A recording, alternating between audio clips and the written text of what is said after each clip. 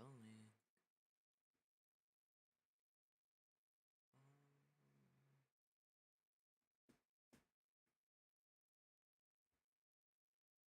All right.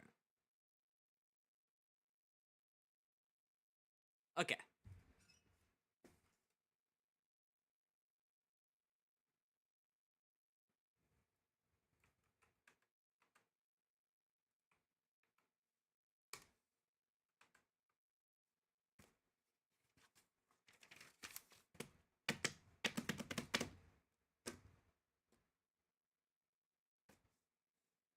"1984" by George Orwell.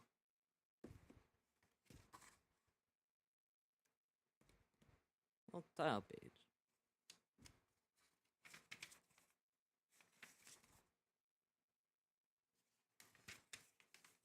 General introduction. Actually, fuck that shit. I'm not reading that shit. Introduction. um, 1984 is always with us. The year itself is now further in time behind us than it was years ahead before its first readers in 1949. But 1984 has escaped its historical tether. It has come to embody a threatening time and a world which hang continually in the future.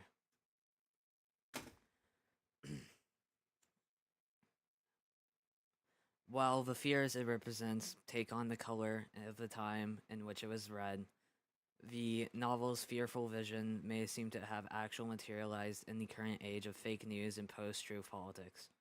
What may strike today's reader initially is the uncanny presence with which Orwell foresaw a world in which the telescreen is dominant. Our homes and workplaces were littered with such screens on devices that know more about the detail of our lives and minds than we know ourselves. More about the detail of wait, fuck, my bad. Because their memories are far more comprehensive. Mobile phones have become inseparable companions to be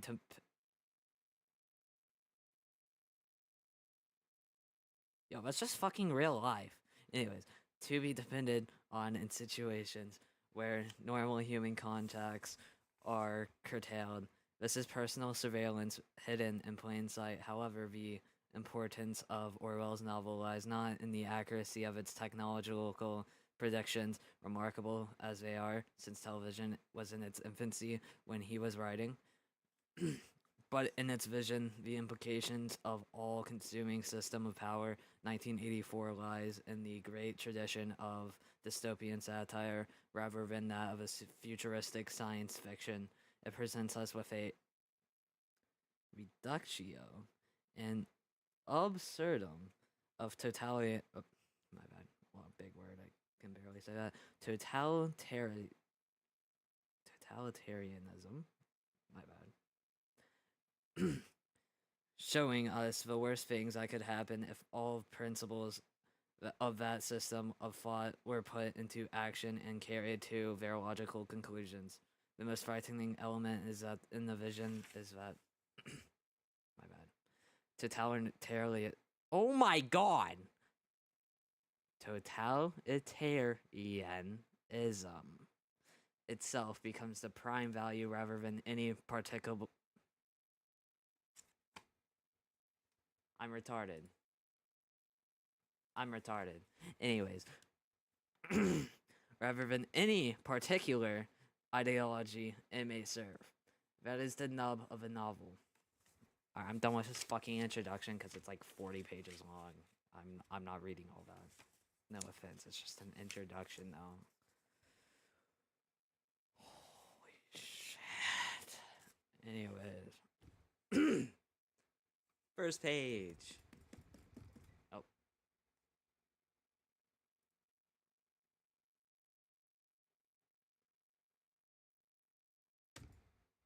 My bad. It was a bright cold day in April, and the clocks were striking 13. Winston Smith, his chin nuzzled into his breast in an effort to escape the vile wind, slipped quickly through the glass doors of Victory Mansions. though not quickly enough to prevent a swirl of gritty dust from entering along with him. The hallway smelled of boiled cabbage and old rag mats. At one end of it is a colored poster, my bad. Too large for indoor display had been tacked to the wall. It depicted simply an enormous face, more than a meter wide, the face of a man about 45, with a or heavy black mustache and rugged, handsome features. Winston made for the stairs. It was no use trying the lift. Even at the best of times, it was seldom, or seldom. No, it's seldom. I'm tripping. Working, and at present, the electric current was cut off during daylight hours. It was part of the economy drive in preparation for Hate Week. The flat was 7 flights up, and Winston, who was 39, had a. I have never seen that word in my life. Holy shit. Very close. Huh. Okay. That's interesting. Had a varicose ulcer above his right ankle, went slowly resting several times on the way. On each landing, opposite the lift shaft, the poster with the enormous face gazed from the wall. It was one of those pictures which are so contrived from the eyes follow you when you move. Big Brother is watching you. The caption beneath it ran. Next paragraph.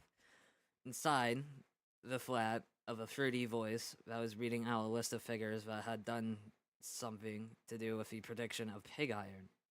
What the fuck is pig iron? Anyways, the voice came from a oblong metal plaque like a dulled mirror which formed part of the surface of the right-hand wall. Winston turned a switch and the voice sank somewhat through the words that were still distinguishable. The instrument, the telescreen, television, I mean, yeah, oh well. Could be dimmed, but there was no way of shutting it off completely. He moved over to the window, a smallish, frail figure. Oh my god. Frail figure, the meagerless of his body, merely emphasized by the blue overalls, which were the uniforms of the party. So we're all fucking farmers. Okay, cool. His hair was very fair, his face naturally sanguine.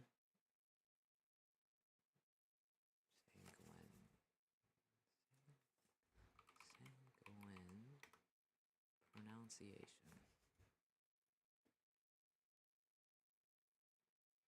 Oh, I said it correctly. Alright. Where was I? Okay, here. His skin roughened by coarse soap and blunt razor blades of the cold winter that had just ended. Outside, even though the shut window pane, the road looked cold. Down in the street, little eddies of a wind were rolling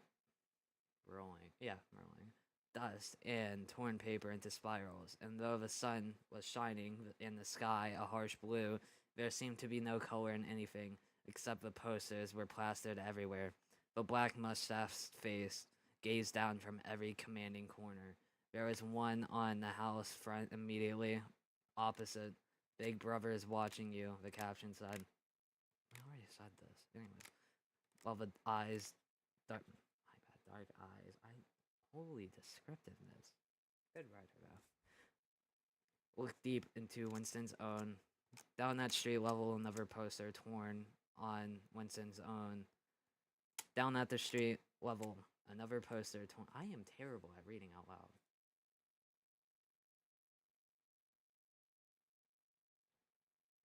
I am sad. I am pathetic.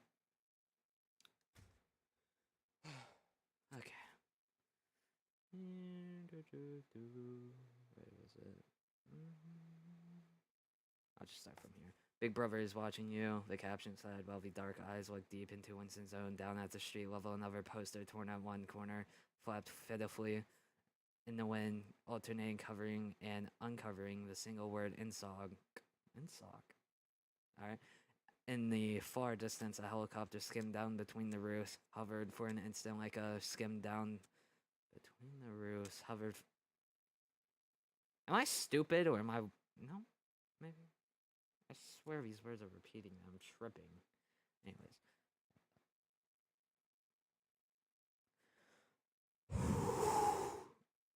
I'm stupid.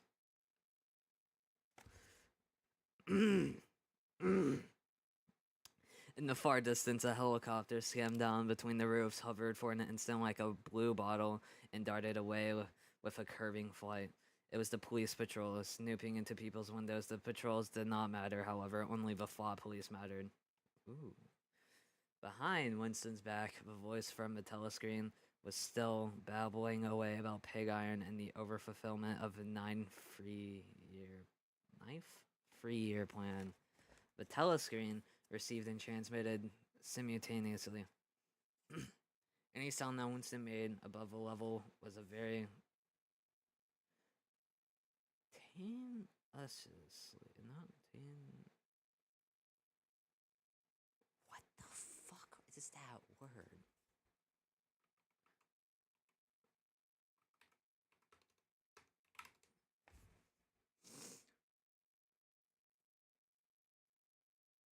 Likely a typo for simultaneously, which means the same time. What? Okay. Oh, it is simultaneous. Oh my god, how did I not read? Okay. I'm mentally challenged. I'm mentally challenged. Any sound that Winston made above the level was a very low whisper, would be picked up by it. Moreover, so long as he remained within the field of vision which the metal plaque commanded, he could be seen as well as heard. There is, of course, no way of knowing whether you were being watched at any given moment, how often or what system the thought police plugged in on any individual wire was guesswork. It was even conceivable that they watched everybody all the time, but at any rate, they could plug into your wire whenever they wanted to. You had to live, did live, from habit that became instinct. In the assumption that every sound you made was overheard and except in darkness. Every movement scrutinized. Winston kept his back turned to the telescreen. It was safer though. He knew he well knew even the back can be revealing. A kilometer away, the Ministry of Truth. Ministry of Truth. It's not that hard to say. Okay. The Ministry of Truth. I have a speech impediment. Everything is okay. The Ministry of Truth, his place of work, towered vast and white above the grimy landscape. White? What the fuck you? His place of work towered vast and white above the grimy landscape. Is that even grammatically correct? Or am I just white?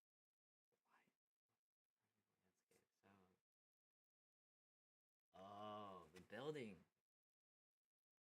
Alright. This, he thought, with a sort of vague distaste. Alright, vague distaste.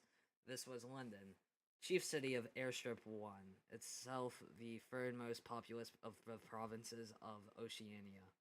He tried to squeeze out some childhood memory that could tell him whether London had always been quite like this. There are always these vistas of rotting, my god, 19th century houses, their sides shored up with balks of timber, their windows patched with cardboard, and their roofs corrugated iron, their crazy garden walls sagging in all directions. Why is there a question mark there? You're starting a sentence with and. I learned in the fucking second grade not to start sentences with and. Why are you starting a sentence with and? My bad. In the bomb sites where the plaster dust rolled in the air and the willow herb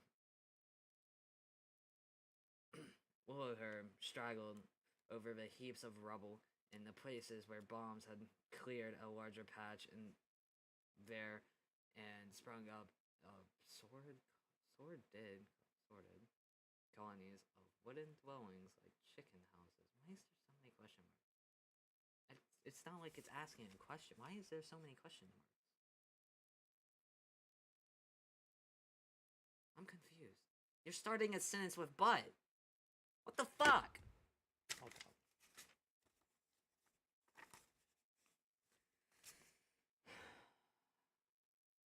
But it was no use. He could not remember. Nothing remained in his childhood except a series of bright lit table blocks occurring against no background and mostly unintelligible. The Ministry of Truth, Minitrue in Newspeak, was startlingly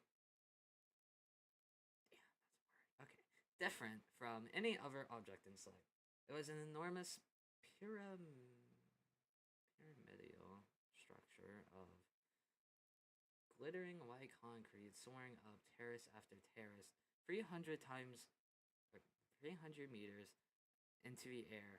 From where Winston stood, it was possible to read, picked out on its white face in elegant lettering, the three slogans of the party. War is peace, freedom is slavery, ignorance is strength. Why do you have two opposites than one that's not an opposite? I mean, technically, ignorance is strength is wrong too, but like, the opposite of ignorance is wisdom or intelligence, so why didn't you have another opposite? It would go better together.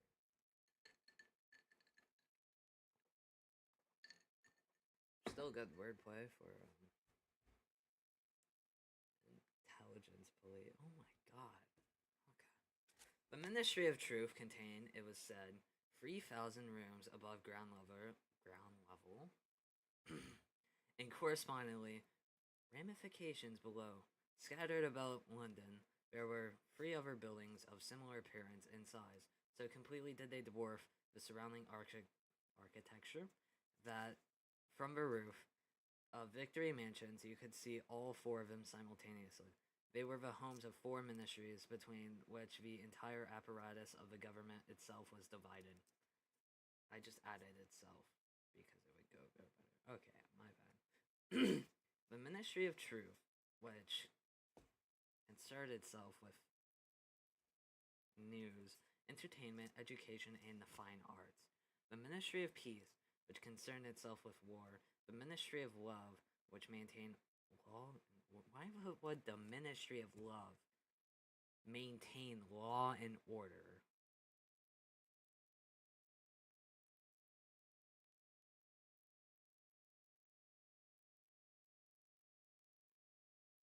Okay. And the Ministry of Plenty, which was responsible for economic affairs. Their names in Newspeak: Minitrue, Minimax, Minilove, and Miniplenty. Interesting names. The Ministry of Love was a real frightening one. My bad.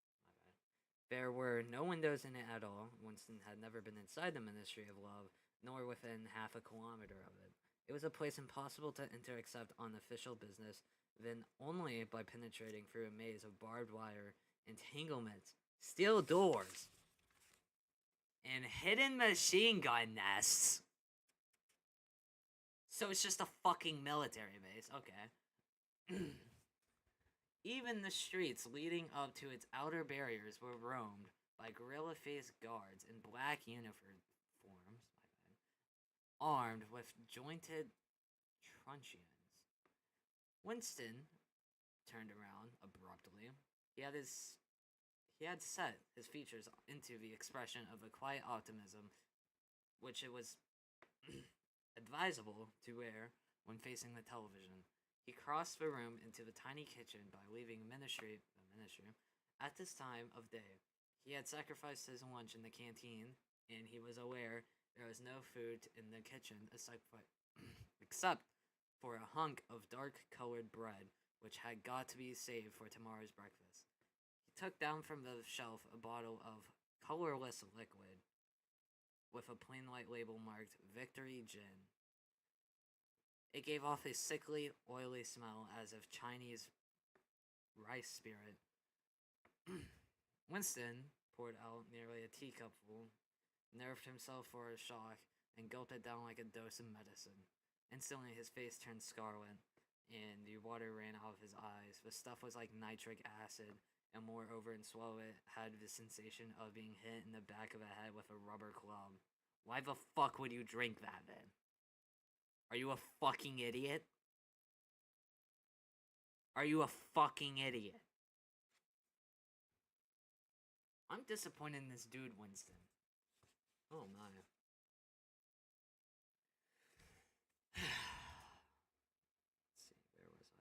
The next movement, however, the burning in his belly died down, and the world began to look more cheerful. He took a cigarette. How the fuck did I say cigarette? Like I said, I have to have a fucking speech impediment. I'm fucking retarded. Not actually. Damn, I'm sad if I can't even read out loud. Okay.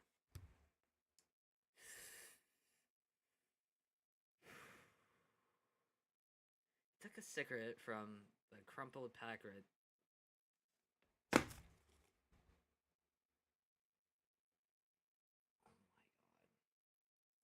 my fucking god.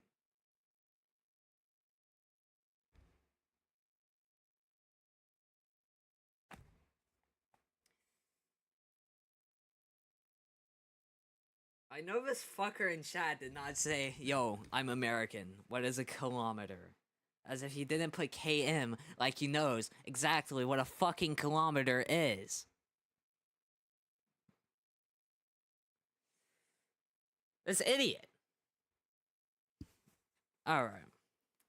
He took a cigarette from the crumpled packet marked Victory Cigarettes and incautiously held it upright, whereupon the tobacco fell onto the floor. With the next, he was more successful. He went back to the living room and sat down at the small table that stood to the left of the telescreen. From table drawer, he took out a pen holder, a bottle of ink, and a thick, quarto-sized blank book with a red back and marbled cover. For some reason, the telescreen in the living room was in an unusual position instead of being placed as it was normal. In the end wall, where it would command the whole room. It was the longer wall, opposite the window, to one side where it was a shallow above it, a alcove in which Winston was now sitting, in which... Stop using the word witch! Anyways. When the flats were built, had probably been intended to hold bookshelves. I'm deafened, he says. Oh.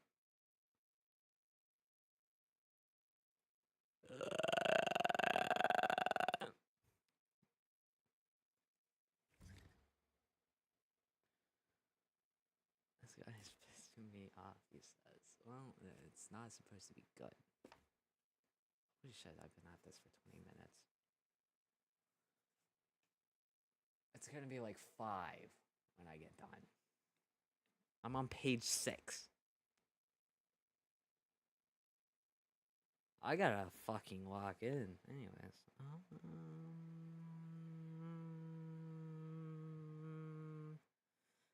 In which, when the flats were built, had probably been intended to hold bookshelves. Oh my fuck. Never mind. I might quit this. This dude just said 6, 7! My bad. Hate that guy. I hate that guy. Let's murk him. Rape him. Don't actually. Don't rape him. No one deserves to be raped.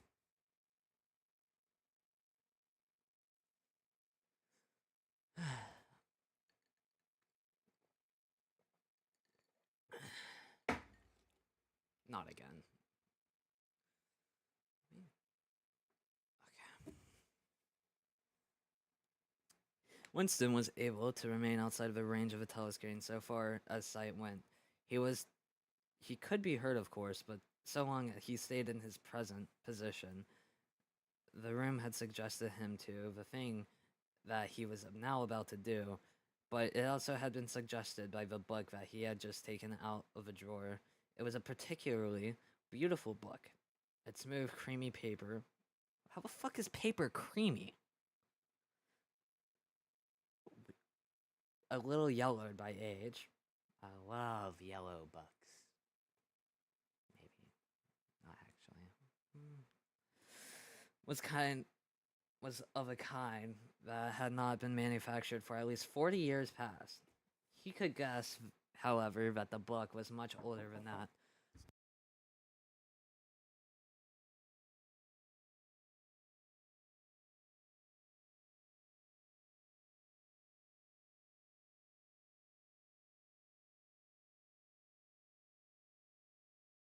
Okay, I'm back. Sorry about that.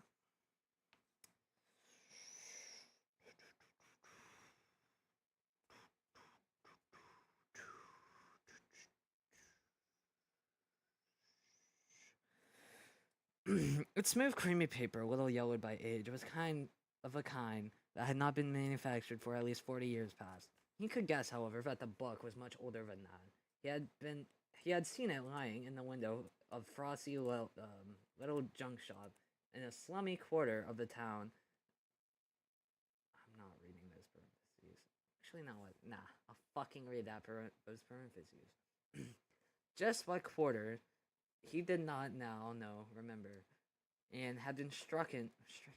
What the fuck? Anyway, sorry. Immediately by an overwhelming desire to possess it. Party members were supposed to not go into ordinary shops dealing on the free market. It was called. The rule was not not strictly kept because there was various things such as shoelaces and razor blades, which was impossible to get a hold of in any other way. He had been given a glance up and down the street and had slipped inside and bought a book for $2.50. Cheap ass fucking book.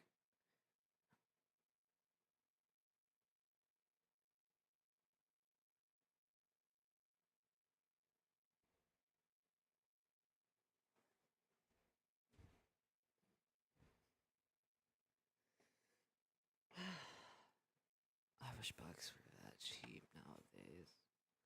Get rid of inflation. At the time, he was not conscious of wanting it for any particular purpose. He had carried it guiltily home in his briefcase, even with nothing written in it. Was a compromising possession. The thing he was about to do was to open a diary. This was not illegal. Nothing was illegal since there was no longer any law. What the no laws? I want to live in this world. I can gamble. I can gamble in this world. Gambling. Gambling! Sorry. No longer any laws. But if detected, it was reasonably certain that it would be punished by death. What the fuck? Never mind, there is laws. My bad. My bad. Or at least 25 years in a forced labor camp. Okay, Winston.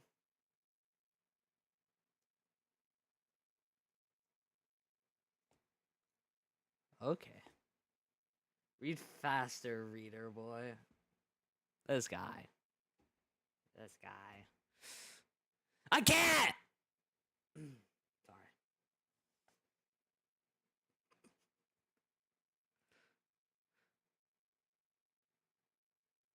I just got knowledge that apparently it takes 12 to 15 hours to read this book.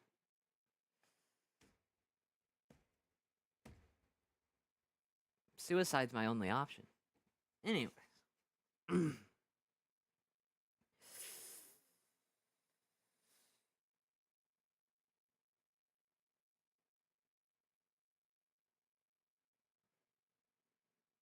Winston fitted a nib into the pin holder and sucked it to get the grease off. The pin was an archaic instrument, seldom used even for signatures. He had procured one furtively with some with some difficulty, simply because of a feeling that the beautiful creamy paper deserved to be written on with real nib instead of being scratched with an ink pencil. Actually, he was not used to writing by hand. Apart from very short notes, it was usual to dictate everything into the SpeakWrite, which was of course impossible for his present purpose. He dipped the pen into ink and then faltered for a second. A tremor had gone through his bowels. To mark the paper was a decisive act. In small, clumsy letters, he wrote, April 4th, 1984.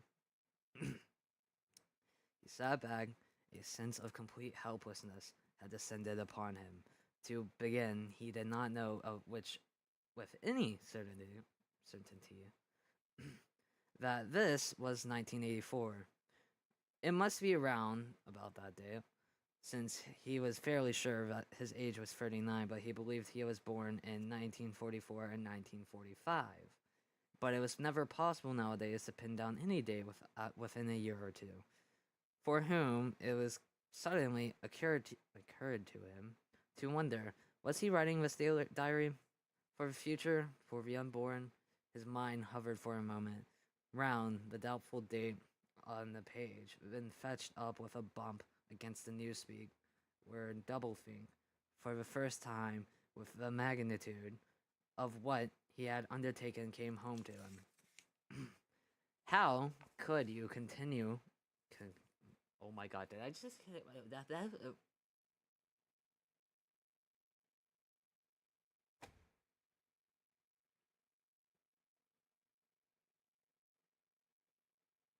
How could you communicate with the future?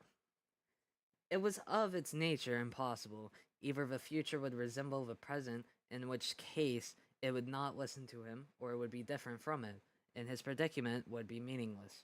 For some time he sat stupidly gazing at the paper. The telescreen had changed over to stricken military music. It was curious he seemed not merely to have lost the power of expressing himself, but even to have forgotten what it means, forgotten what he had originally intended to say. For weeks past, he had been making ready for this moment, and oh my god, how do I lose my spot while I'm mid?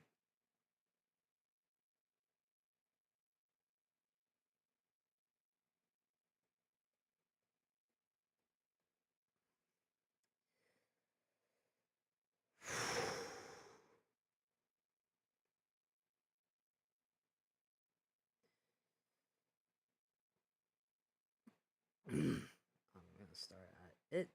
It was curious that he seemed to not merely have lost the power of expressing himself, but even to have forgotten what it was that he had originally intended to say.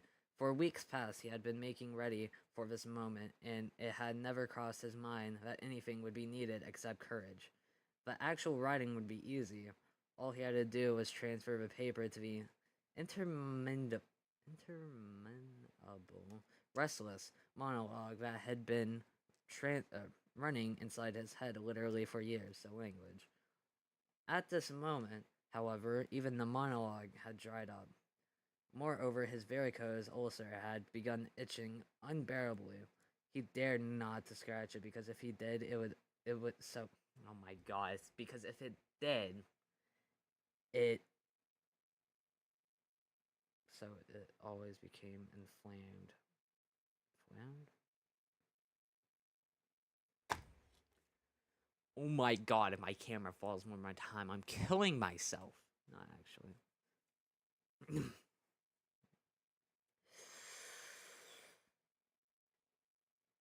Suddenly he began writing, in sheer panic, only imperfectly aware of what he was setting down. His small but childish handwriting straggled up and down the page, shedding first its capital letters and finally even its full stops. April 5th, 1984. Nah, I'm joking. It's April 4th, 1984. Last night, to the flicks, all war films. One very good one of a ship full of refugees being bombed somewhere in the Mediterranean. You're filth if you're bombing a fucking ship full of fucking refugees. Kill yourself. My bad. My bad.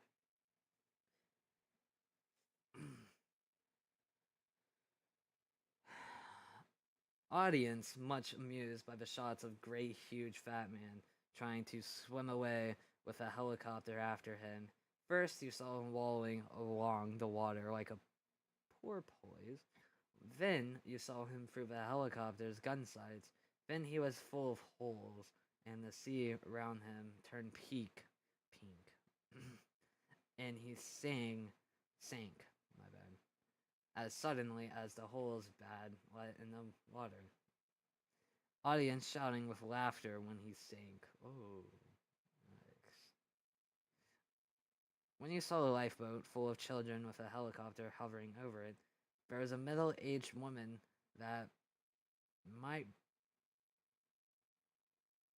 have been a Jewess sitting up in the boat with a little boy about 3 years old in her arms. The boy is screaming with fright and hiding his head between her breasts as if he was trying to burrow into her, and the woman putting his arms around him.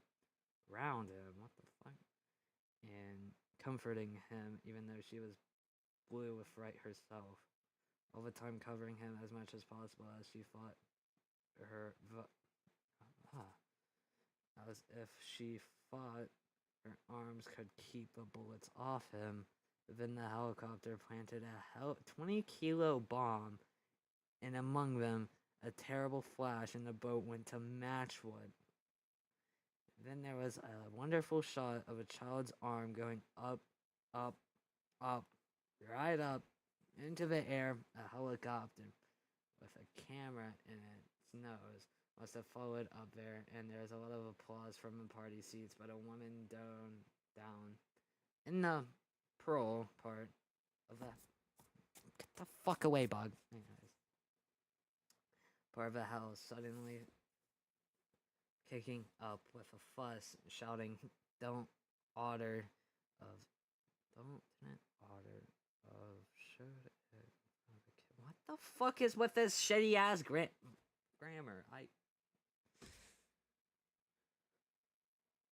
This is insufferable. This is insufferable.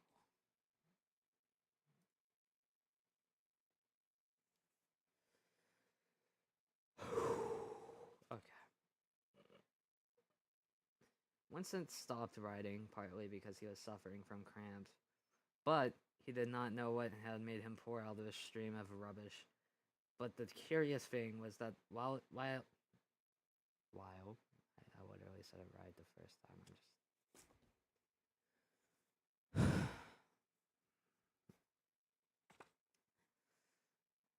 He did not know what made him pour out of this stream of rubbish, but the curious thing was while he was doing so, a totally different memory had clarified itself into his mind to the point where he felt equal to writing it down. It was, he now realized, because of this other incident, he had suddenly decided to come home and begin the diary today. It happened this morning at the ministry, if anything so nebulous could be said to happen. This grammar pisses me off. You can write this a lot simpler. Make it a lot easier to read. Make it better. I can't tell if this is intentional or just old grammar, because older English is different than current English.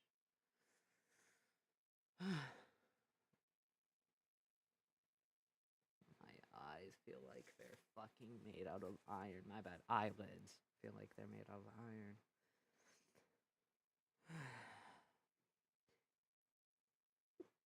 iron. It was nearly 1100, and in the records department where Winston worked, they were dragging the chairs out of the cubicles and grouping them in the center of a hall, opposite a big telescreen in preparation for the 2 ministers' hate. 2 minutes hate. Winston was just taking his place in one of the middle rows when two people whom he knew by sight but had never spoken to came unexpectedly into the room. One of them was a girl whom he often passed in the corridors. He did not know her name, but he knew that she worked in the fiction department. The fuck is the fiction department? You don't work in the library. Okay. Presumably, since he had sometimes seen her with her oily hands carrying a spanner, she had some mechanical job on novel writing machines. Okay, so just books are falsified then. That makes sense. She was a bold-looking girl about 27 with thick dark hair, a freckled face, and swift athletic movements. A narrow scarlet sash emblem from a junior anti-sex league was wound several times round. Several times. What? Wound round the waist of her overalls was tightly enough to bring out the shapeliness of her hips.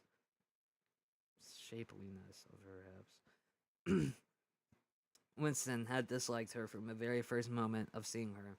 He knew the reason it was because of the atmosphere of hockey fields and cold baths. My bad.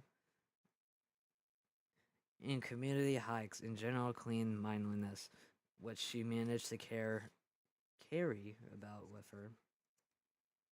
I'm changing the title of this. I'm changing the title of this. The title.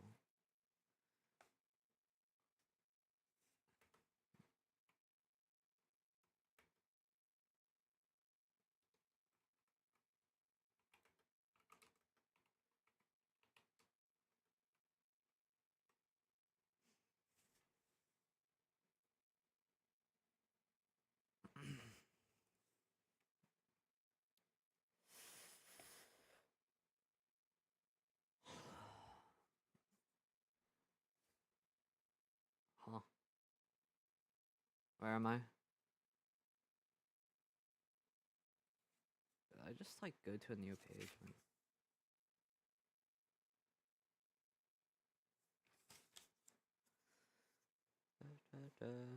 Okay. He knew of the reason. It was because of the atmosphere of hockey fields and cold baths and community hikes and general clean mindedness. Why am I trying to say mindlessness? That has two suffixes. But suffixes come after because prefixes become before because pre means before. Okay.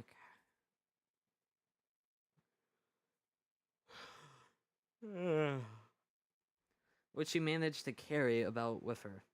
He disliked nearly all women. Is this guy sexist or does he just dislike women? I mean, there's a difference. But, oh well. Ah. It was always the women, and above all the young ones, who were the most bigoted abhorrents of the party. The swallowers of the slogans, the amateur spies and nosers out of unorthodoxy, but this particular girl gave him the impression of being more dangerous than most. Once they passed the corridor, she had given him a quick sidelong glance, which seemed to pierce right into him, and for a moment had filled him with a black terror. Damn. Just a look at you fucking shaking on your knees. Okay. The idea had even crossed his mind. I'm on page 10. I'm 44 minutes into this live stream, and I'm on page 10. Lock in.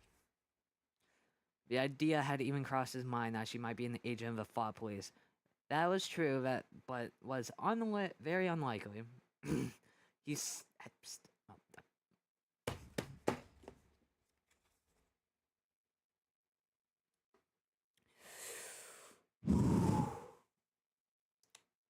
Still, he continued to feel a particular uneasiness, which had fear mixed up in it as well as hostility whenever she was anywhere near him. Another person was a man named O'Brien. Hey, that's my friend's last name. A member of the inner party and the holder of some post of important and remote, but Winston had only a dim idea of its nature, momentarily hush passed over the group of people round the chairs as they saw the black overalls of inner party member approaching. O'Brien was a large, burly man with a thick neck, a coarse, humorous, brutal face. In spite of his formidable appearance, he had a certain charm of manner. He had a trick resettling his spectacles on his nose, which was curiously disarming in some indefinable way. Curiously civilized, it was a gesture of which, if anyone had still thought in such terms, might have recalled an 18th century nobleman offering his snuff box. Okay. Winston had seen O'Brien perhaps a dozen times in almost as many years. He had felt deeply drawn to him, and not solely because he was intrigued by the contrast between O'Brien's urbane manner and his prize fighter's physique.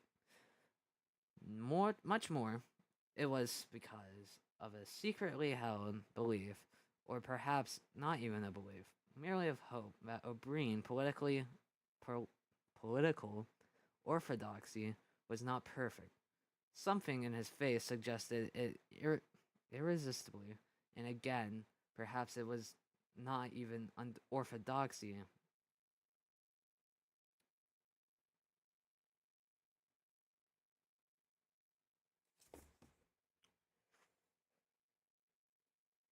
Holy descriptiveness. Like, I'm fine with you being descriptive. However, it's to the point where I can't tell what the fuck is going on if you just describe.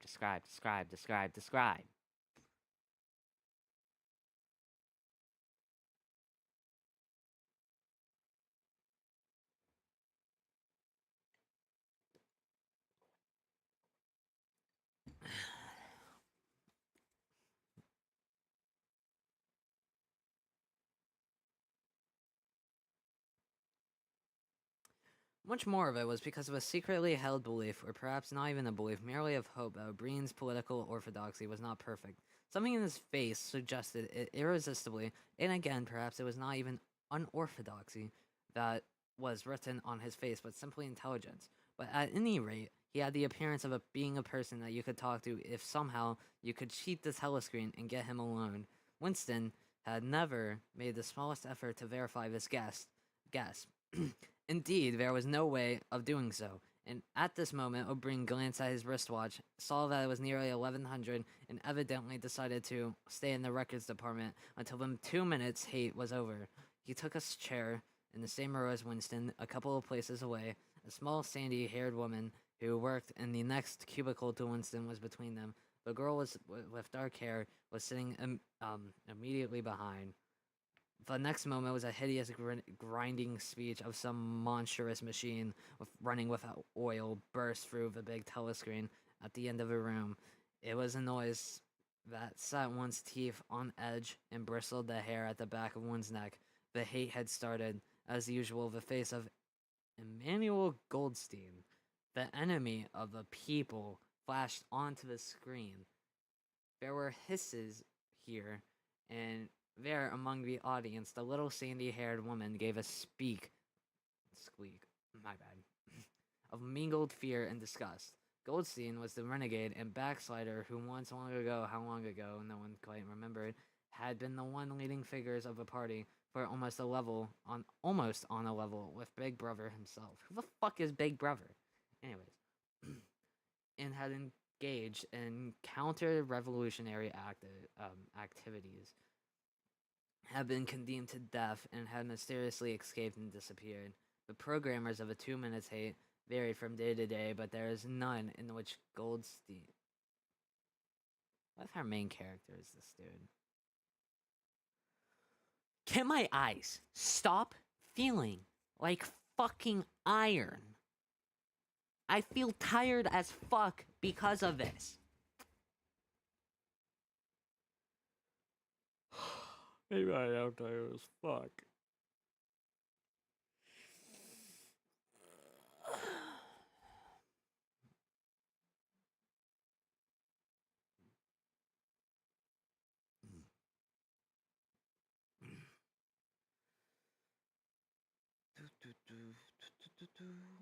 The programmers of the 2 Minutes Hate varied from day to day, but there is none in which Goldstein was not the principal figure.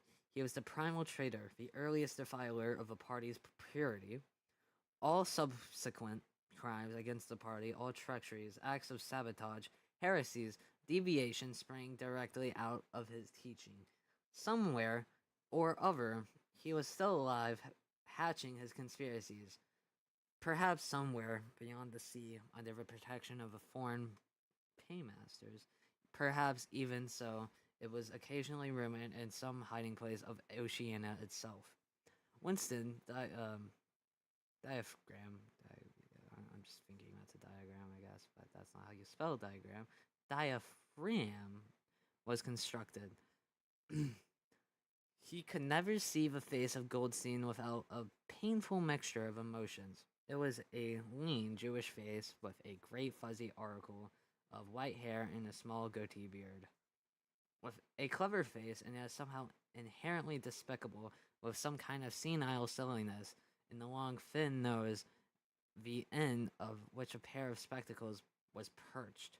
It resembled the face of a sheep, and the voice, too, had a sheep-like quality. Goldstein was delivering his usual venomous attacks on the doctrines of the party, an attack so exaggerated and perverse that even a child could have been able to see through it, and yet plausible enough to fill one an alarmed feeling that other people less level-headed than oneself might be taken in by it.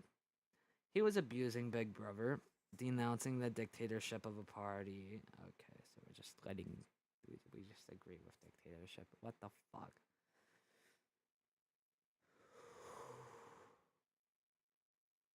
He was demanding the immediate conclusion of peace with Eurasia. Eurasia! My bad. He was advocating freedom of speech, freedom of the press, freedom of assembly, freedom of thought, so just the Bill of Rights, First Amendment. He was crying hysterically that the revolution had been betrayed, and all this in rapid polysyllabic speech, which was sort of parody of the habitual style of the orators of the party, and even contained newspeak words, more so newspeak words, indeed, any party member would normally use in real life. And while the less, what the fuck? One should, oh my god, unless was, Kolpachki,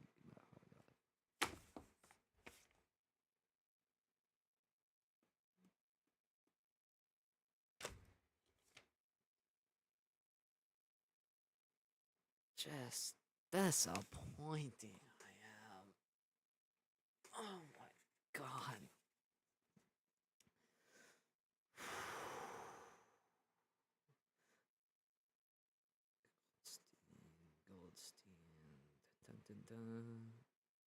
Goldstein's spectrous claptrap covered behind his head. On the telescreen there was marched the endless columns of the Eurasian army, row after row of solid-looking men with expressionless Asiatic faces who swam up to the surface of the screen and tarnished to be replaced by others exactly similar. The dull rhythmic tramp of a soldier's boots formed the background of Goldstein's bleeding voice. Before the hate had proceeded for 30 seconds, uncontrollable exclamations of rage broke out from half the people in the room. The self-satisfied sheep-like face on the screen, and the terrifying power of the Eurasian army behind it were too much to be borne. Besides, the sight or even the thought of Goldstein produced fear and anger automatically. Damn. I feel so fucking tired, it's starting to piss me off.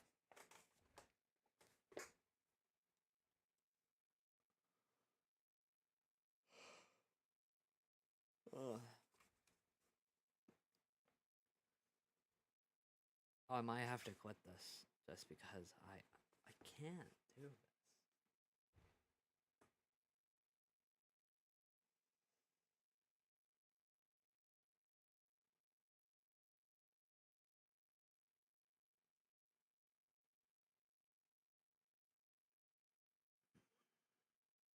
I'm aiming for page 100. I can't get to page fucking. This is getting